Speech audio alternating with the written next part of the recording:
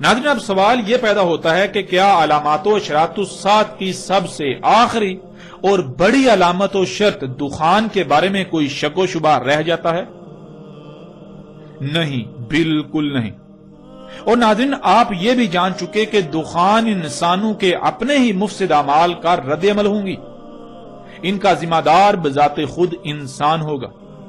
کیوں؟ کیونکہ زمین کا اختیار کسے دیا گیا؟ زمین کا اختیار تو انسان کو دیا گیا۔ زمین پر کسے خلیفہ بنایا گیا؟ نائب بنایا گیا۔ خلیفہ یعنی اختیار دیا گیا۔ قرآن میں بالکل واضح ہے کہ زمین کا اختیار انسان کو دیا گیا۔ اور جب آپ غور کریں تو زمین پر کتنی ہی مخلوقات ہیں، لا تعداد مخلوقات ہیں، تو کتنی مخلوقات ہیں جن کے پاس زمین کا اختیار ہے، جو زمین پر اپنی منمانیاں، اپنی مرضیاں کر سکتی ہیں۔ جب آپ غور کریں گے تو آپ کے سامنے حقیقت کھل کر سامنے آ جائے گی کہ واحد ایک ہی مخلوق ہے جس کو زمین پر اختیار حاصل ہے، جن کو باقی مخلوقات پر بھی اختیار حاصل ہے، اور وہ آپ ہیں، انسان۔ اور ناظرین، آپ یہ بھی جان چکے دخان انسانوں کے اپنے ہی مفسد اعمال کا رد عمل ہوں گی۔ ان کا ذمہ دار انسان بذات خود ہوگا۔ ان کا ذمہ دار بذات خود انسان ہوگا۔ اور ناظرین، کیا یہ دخان الساعت کی علام ہے؟ یعنی کیا یہ دخان الساعت کا علام ہے؟ یعنی یہ اس بات کی علامت ثابت ہوتی ہیں کہ الساعت ایک عظیم تباہی سر پر آ چکی جو کہ ان قریب آنے والی ہے۔ تو ناظرین، اس سوال کا جواب بھی بالکل واضح ہے کہ ہاں، بالکل یہ دخان الساعت کا علام ہے۔ مثلا جیسے اگر آپ کو کوئی بیماری لاحق ہو، اس بیماری کا علاج نہ کرنے سے وہ دن بدن بڑھتی ہے، اور پھر وہ اس بات کا اعلام یعنی علامت ہوتی ہے کہ ان قریب جسم موت کا شکار ہو جائے گا۔ یا بالکل ایسے ہی جیسے آپ کی گاڑی خراب ہو جائے اور آپ اس خرابی کو دور نہ کریں تو وہ خرابی بڑھتی جائے گی، اور اس بات کی علامت ہوگی کہ ان قریب گاڑی بالکل بیکار ہو جائے گی۔ بالکل اسی طرح ناظرین، ان دخان کی وجہ سے زمین آج جن جن تباہیوں کا شکار ہے، وہ تباہیاں دن بدن بڑھتی ہی چلی جا رہی ہیں، جو کہ چیخ چیخ کر اس بات کا اعلان کر رہی ہیں کہ الساعت ایک عظیم یعنی بڑی تباہی تمہارے سر پر آ چکی ہے۔ یوں دخان علامات الساعت میں سے ایک ہے، نہ صرف علامت بلکہ آخری اور بڑی علامات میں سے ایک۔ اس طرح ناظرین، کیا یہ دخان اشراط الساعت میں سے ہیں؟ یعنی وہ وجوہات جن وجوہات کی بنا پر الساعت آئے گی، عظیم تباہی آئے گی، کیا ان میں سے ایک یہ دخان ہیں؟ کیا ان میں سے ایک وجہ یہ دخان ہیں؟ تو ناظرین، اس سوال کا جواب بھی بالکل واضح ہے۔ ہاں، بالکل بلا شک و شبہ آج ان دخان یعنی ان گیسوں کی وجہ سے جو تباہیاں آ رہی ہیں، یہ اس بڑی عظیم تباہی کا سبب بنیں گی، جس سے یہ بات کھل کر واضح ہو جاتی ہے کہ یہ دخان یعنی یہ گیسیں نہ صرف اشراط الساعت میں سے ایک ہیں بلکہ یہ آخری اور بڑی اشراط میں سے ایک ہیں۔ ناظرین، حق ہر لحاظ سے آپ کے سامنے ہے۔ ہم سورۃ دخان کی اگلی آیات پر بھی بات کریں گے اور سورۃ دخان میں موجود بڑے بڑے رازوں اور حقائق سے بھی پردہ اٹھائیں گے، لیکن انا علینا بیانہ کے تحت، کیونکہ اس وقت ہمارا موضوع صرف اور صرف دخان ہے، اس لیے ہم نے صرف اور صرف اپنے موضوع کے تحت ہی بات کی۔ جیسے کہ مثال کے طور پر پیچھے ہم نے بات کی جب دخان انسانوں کو ڈانپ لیں گی، تب اللہ کہہ رہا ہے ھذا عذاب علیم۔ قرآن میں جو کچھ بھی موجود ہے یہ اللہ کی اول تا آخر تمام انسانوں یعنی ہر وقت کے انسانوں سے کی گئی گفتگو ہے، جو کہ آیات کی صورت میں موجود ہے۔ لیکن جب اللہ نے انسانوں سے گفتگو کی، یعنی جب اللہ انسانوں سے گفتگو کرتا ہے تو آیات نہیں بلکہ بینات کے ساتھ کلام کرتا ہے۔ اللہ نے جب انسانوں سے یہ کلام کیا، انسانوں سے یہ گفتگو کی، تو آیات نہیں بلکہ بینات کے ساتھ، یعنی ہر لحاظ سے کھول کھول کر بات کی، اور پھر عربی میں نہیں بلکہ ان کی اپنی زبان میں اللہ نے بات کی، جیسے اس نے قانون بنا دیا۔ اللہ بالکل ایسے ہی کلام کرتا ہے جیسے اس کا قانون ہے۔ اللہ کیسے کلام کرتا ہے؟ اللہ کلام کرتا ہے، انسان چونکہ بشر ہیں تو انہی میں سے کسی بشر کا انتخاب کرتا ہے، اس بشر کے ذریعے اللہ تعالیٰ ان سے انہی کی زبان میں بات کرتا ہے۔ تو آج جب اللہ یہ کہہ رہا ہے ھذا عذاب علیم، تو یہ اللہ کیسے کلام کر رہا ہے؟ اس موضوع پر بھی ہم نے تفصیل سے بات نہیں کی، اس لیے کہ یہ ہمارا موضوع نہیں تھا۔ ہم نے صرف مختصراً اس کے اوپر بات کرتے ہوئے اپنے موضوع کے لحاظ سے، اپنے موضوع کے اعتبار سے بات کی اور آگے بڑھائی۔ تو چونکہ ہمارا یہ موضوع نہیں تھا، اس لیے ہم نے اس پر تفصیل سے بات نہیں کی، مگر یہ انتہائی اہم موضوع ہے، اور اس سمیت پوری سورہ دخان پر تفصیل کے ساتھ، اس میں جتنے بھی موضوعات ہیں تمام موضوعات پر تفصیل کے ساتھ بات ہوگی، لیکن انا علینا بیانہ کے تحت اللہ کے فضل مبین سے۔ ناظرین، ایک اور بات جو انتہائی اہم ہے، قرآن علامات الساعت کی سب سے آخری علامت عیسیٰ ابن مریم رسول اللہ صلی اللہ علیہ وآلہ وسلم کی بعثت کو قرار دیتا ہے، اور اشراط الساعت یعنی جن وجوہات کی بنا پر ساعت آئے گی، اشراط الساعت کی بنیادی طور پر سب سے آخری شرط انہی دخان کو قرار دیتا ہے۔ جب قرآن کی روشنی میں ساعت کی سب سے آخری شرط بھی ظاہر ہو چکی، تو وہ لوگ جو آج بھی دجال کے انتظار میں ہیں، ان سے سوال ہے کہ کیا دجال دخان کے بعد ظاہر ہونا تھا، یا پھر دجال تو بہت پہلے ظاہر ہونا تھا اور بہت بعد میں جا کر بالکل آخر پر دخان کا ظہور ہونا تھا؟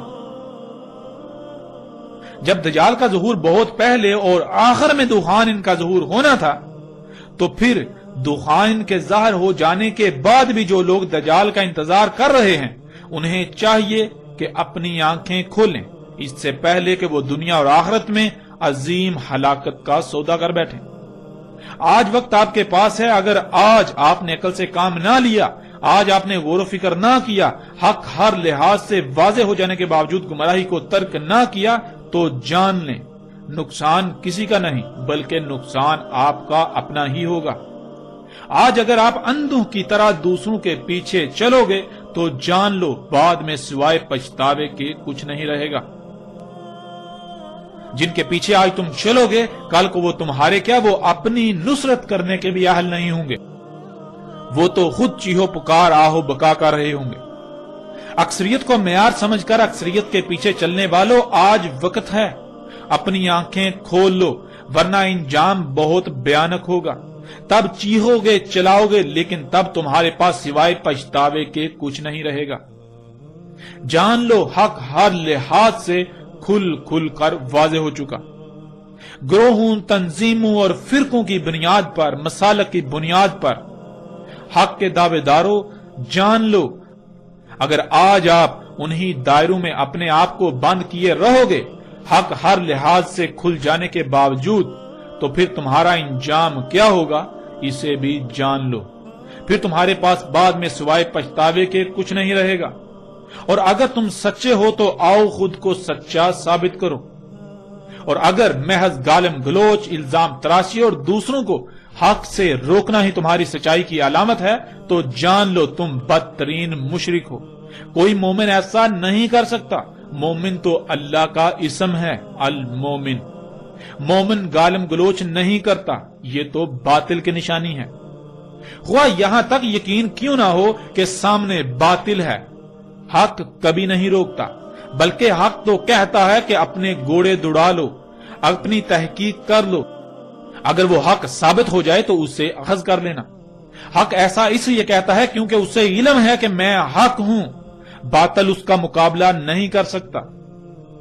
کوئی کتنا ہی ادھر ادھر کیوں نہ بھاگ دوڑ کر لے، مجبوراً بالآخر اسے میرے پاس ہی آنا پڑے گا، کیونکہ میں حق ہوں۔ لیکن اس کے برعکس باطل روکتا ہے۔ باطل لوگوں کو روکتا ہے کیونکہ اسے علم ہے کہ وہ باطل ہے۔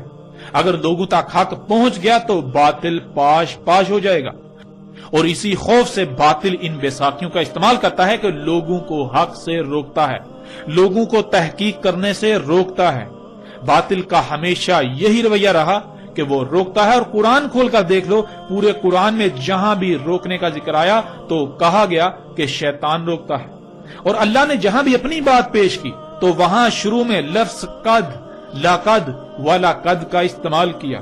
اور کون نہیں جانتا کہ قد عربی میں کہتے ہیں اپنے گھوڑے دوڑا لو، اپنی طرف سے پوری تحقیق کر لو، جو بھی تمہارے سامنے حق کا دعویٰ کرتا ہے اس کو پرکھ لو، بالآخر تم پر یہ واضح ہو جائے گا کہ وہ باطل ہے اور حق میں ہوں، یہی حق ہے۔ یعنی تمہیں بالآخر مجبوراً واپس میری طرف ہی آنا پڑے گا۔ تو اے طرح طرح کے گروہوں، فرقوں، تنظیموں، مسالک اور اکثریت کے پیچھے چلنے والوں، طرح طرح کے عقائد و نظریات کو اخذ کر کے ان میں اپنے آپ کو بند کر کے انہی پر قائم رہنے والوں، اگر تم سچے ہو، اس حق کی مخالفت کرنے والوں اگر تم سچے ہو، اور پھر تم بھی یہی کرتوت کر رہے ہو، لوگوں کو روکتے ہو، تو جان لو تمہارے کذاب و باطل ہونے کے لیے تمہارا یہی عمل کافی ہے جو حق اور باطل کے درمیان فرق کرتا ہے۔ تم حق نہیں ہو سکتے، تم سچے نہیں ہو سکتے۔ اگر تم سچے ہوتے تو تم ایسا ہرگز نہ کرتے۔ حق تو ببانگے دہل اعلان کرتا ہے، وہ کہتا ہے اپنے گھوڑے دوڑا لو، اپنی تحقیقات کر لو۔ جو باطل ہوتا ہے وہ روکتا ہے لوگوں کو تحقیق کرنے سے، کیونکہ اسے علم ہے کہ اگر لوگوں نے تحقیق کی، انہوں نے فلاں کی بات سنی، انہوں نے فلاں کی بات سنی، وہ ادھر گئے، انہوں نے ادھر رخ کیا، اس کی بات سنی، تو کہیں ایسا نہ ہو کہ وہ واقعتاً حق ثابت ہو جائے اور میری جڑیں کھد جائیں۔ باطل کو یہ خوف ہوتا ہے، اسی وجہ سے وہ لوگوں کو حق سے روکتا ہے۔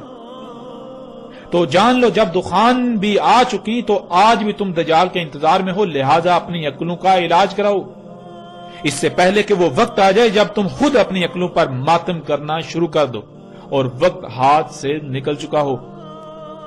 ناظرین، حق الحمدللہ اللہ کے فضل سے ہر لحاظ سے آپ کے سامنے ہے۔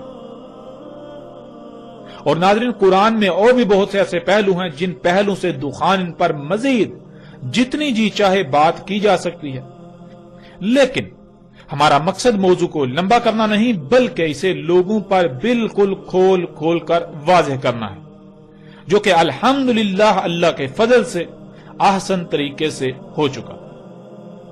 اب ہم آتے ہیں اس طرف کہ محمد علیہ السلام نے آج سے 14 صدیاں قبل دخان کے بارے میں کیا کہا تھا، دخان کے بارے میں کیا رہنمائی کی تھی۔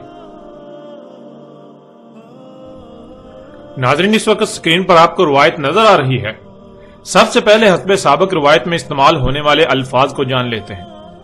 ان میں پہلا لفظ ہے ملا، جس کے معنی ہے انسانوں اور غیر انسانی مخلوقات کی ایک بہت بڑی تعداد کا غیر منظم طریقے سے ایسا کام کرنا جس سے روکا گیا ہو، جس کی اجازت نہ دی گئی ہو، یعنی حرام کام، جس کی وجہ سے ان کے عمل کا رد عمل بہت بڑی مقدار میں ظاہر ہو جائے۔ اور ملا اسے بھی کہتے ہیں جسے دوسروں پر اختیار و سلطان حاصل ہوتا ہے، مثلا جیسے انسانوں میں سے وہ لوگ جنہیں سلطان حاصل ہوتا ہے، جیسے کہ حکومتی عہدوں پر فائز لوگ، بااثر ترین لوگ، رہنما وغیرہ، خواہ وہ سیاسی ہوں یا مذہبی۔ پھر اگلا لفظ ہے یوم۔ یوم کہتے ہیں نقطہ آغاز سے نقطہ اختتام تک کی مدت کو، مرحلے کو، پیریڈ یا طے شدہ مدت وغیرہ کو۔ اب آتے ہیں ناظرین روایت کی طرف۔ پوچھا گیا ہے اللہ کے نبی صلی اللہ علیہ وآلہ وسلم، اور کیا ہے دخان؟ رسول اللہ صلی اللہ علیہ وآلہ وسلم نے جواب دیا، یہ آیت ہے، فَارْتَقِبْ يَوْمَ يَأْتِي السَّمَاءُ بِدُخَانٍ مُبِينٍ، یعنی تمہیں آسمان و زمین اور جو کچھ بھی ان میں ہے ان کی تخلیق کے بارے میں ہر لحاظ سے واضح کر دیا اور آگاہ کر دیا کہ ان میں چھیڑ چھاڑ نہ کرنا، کسی بھی قسم کی مداخلت نہ کرنا، ورنہ ان میں فساد ہوگا اور پھر تباہیوں کی صورت میں وہ فساد ظاہر ہوگا۔ تم نے اس دعوت کو تسلیم نہ کیا اور وہی کیا جس سے منع کیا تھا، تو پھر وہی ہوا، تباہیاں ظاہر ہوئیں، لیکن تم نے اپنی آنکھوں سے سب دیکھ لینے کے باوجود بھی یقین نہ کیا اور اپنی اسی روش کو برقرار رکھا۔ یلعبون ہی کر رہے ہو، تو پھر جان لو ہم نے کہا تھا کہ ہم نے آسمانوں زمین اور جو کچھ بن میں ہے انہیں گیسوں سے خلق کیا، ان میں پنگے لینے سے گیسیں خارج ہوں گی، اس لیے تمہارے یلعبون کرنے سے ان قریب یہ فضا جس میں تم سانس لیتے ہو یہ ہر لحاظ سے طرح طرح کی گیسوں سے بھر جائے گی۔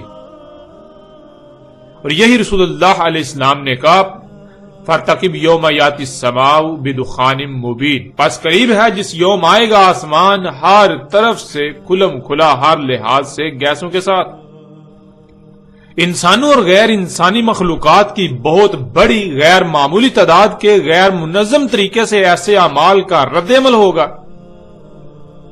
یعنی ایسے اعمال کا رد عمل ہوں گی جن سے اللہ سبحانہ و تعالی نے روک دیا تھا، جو حرام ہیں، ان کے ان اعمال کی وجہ سے مشرق اور مغرب کے درمیان گیسیں بھر جائیں گی، ایسے کہ ان گیسوں کو پوری دنیا کے انسانوں پر سلطان حاصل ہوگا، یعنی وہ مشرق و مغرب کے درمیان اس طرح بھر جائیں گی کہ انسان ان گیسوں کے سامنے بے بس و بے اختیار ہوں گے، انہیں انہی گیسوں کے ماتحت رہنا پڑے گا، انہیں انہی میں سانس لینا پڑے گی، اور وہ گیسیں رہیں گی 40 یوم اور لیل۔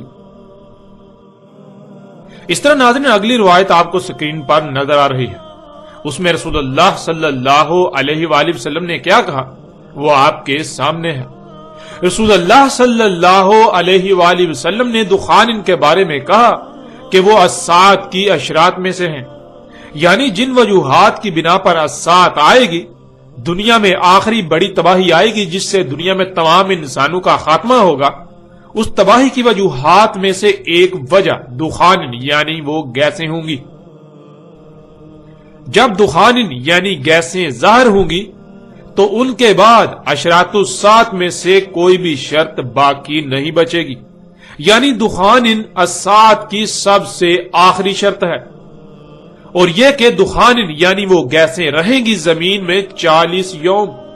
انسانوں اور غیر انسانی مخلوقات کی بہت بڑی غیر معمولی تعداد کے غیر منظم طریقے سے ایسے اعمال کا رد عمل ہوں گی جن سے اللہ سبحانہ و تعالی نے روک دیا، جو حرام ہیں، ان کے ان اعمال کی وجہ سے وہ گیسیں زمین و آسمان کے درمیان بھر جائیں گی، ایسے بھر جائیں گی کہ انہیں سلطان حاصل ہوگا، یعنی زمین و آسمان کے درمیان ان گیسوں کی موجودگی ایسے ہوگی جیسے کہ وہ گیسیں راج کر رہی ہوں گی۔ ناظرین، محمد رسول اللہ علیہ السلام نے دخان کے بارے میں جو باتیں بتائیں وہ آپ کے سامنے ہیں۔ پہلی بات یہ کہ وہ گیسیں انسانوں اور غیر انسانی مخلوقات کی بہت بڑی غیر معمولی تعداد کے غیر منظم طریقے سے ایسے اعمال کا رد عمل ہوں گی کہ جن سے اللہ سبحانہ و تعالی نے روک دیا، جو حرام ہیں۔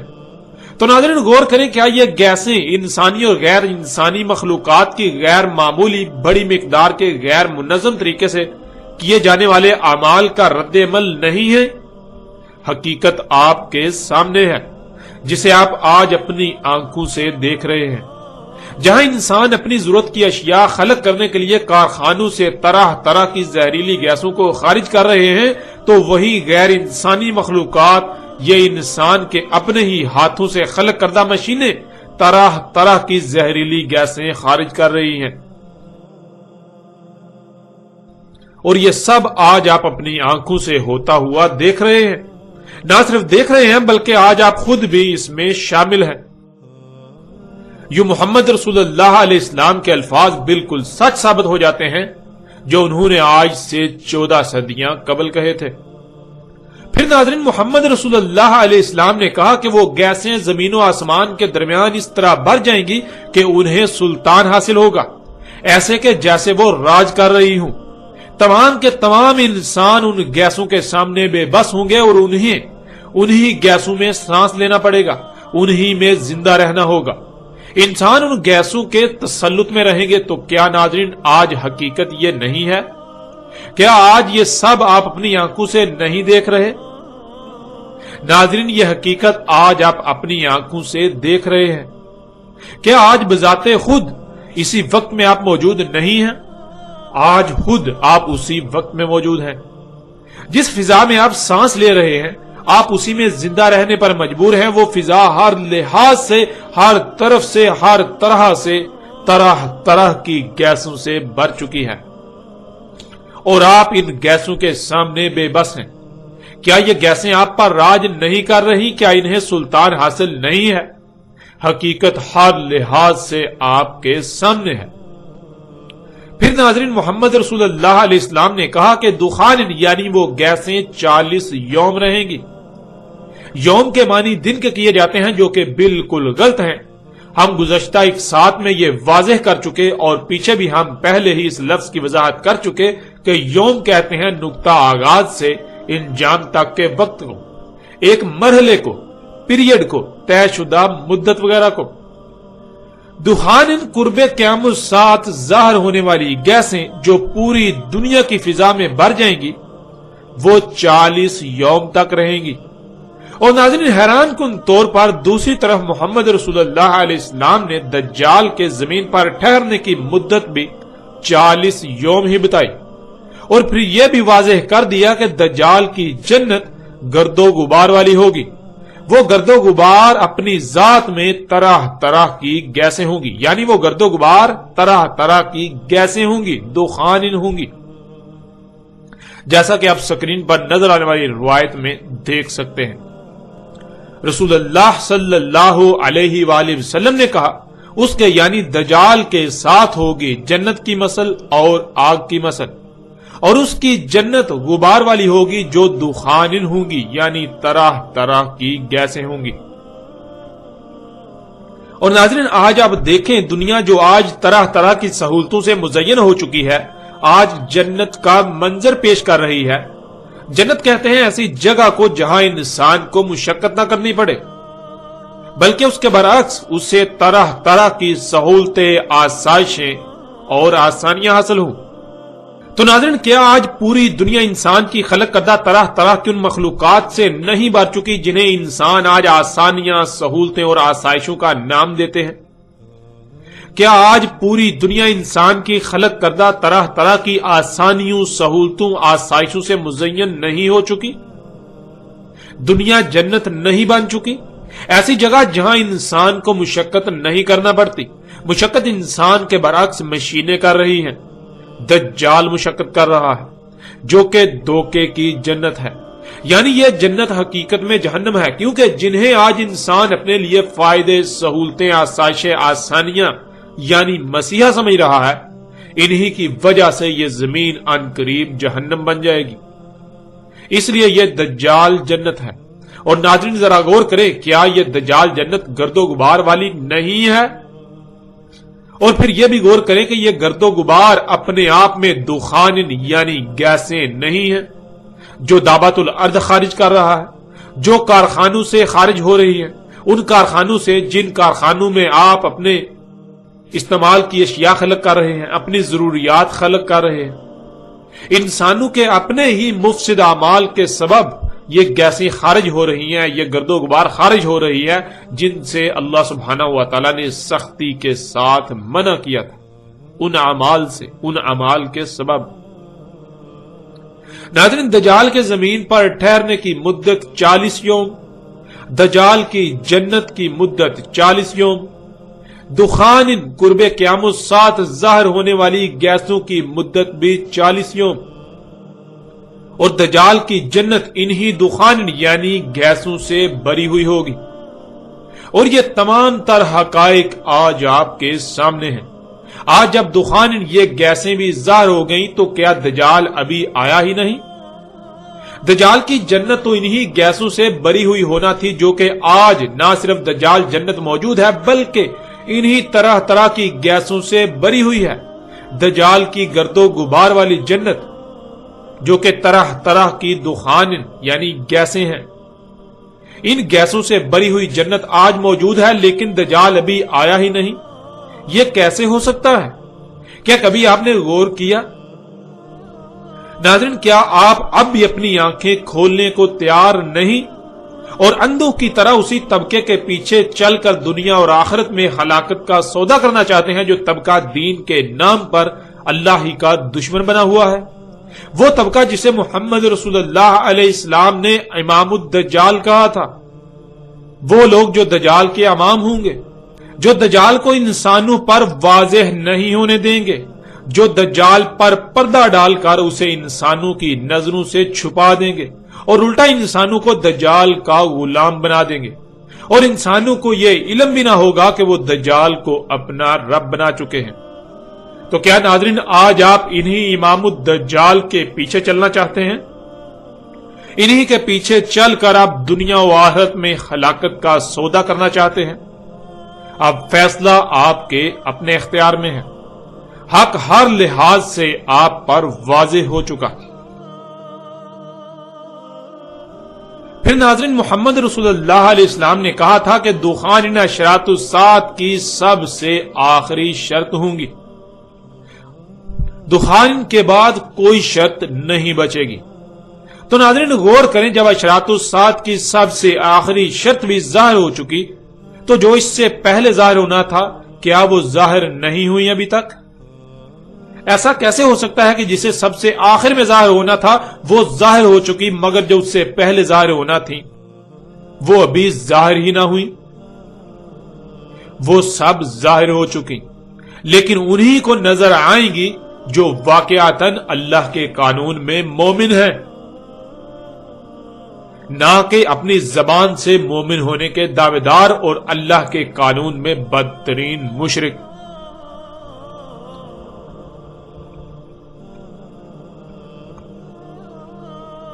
آج جب الساعۃ کی سب سے آخری شرط دخان طرح طرح کی گیسیں بھی ظاہر ہو چکی تو وہ لوگ جو ابھی بھی دجال کے انتظار میں ہیں، جو ابھی تک دجال اور دعوت الارض سمیت باقی علامات و اشراط کے انتظار میں ہیں، انہیں چاہیے کہ وہ اپنی عقلوں کا علاج کروائیں۔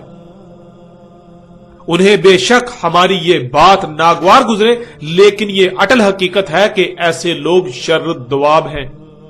ایسے لوگ اللہ کے قانون میں حیات نہیں ہیں بلکہ اموات ہیں۔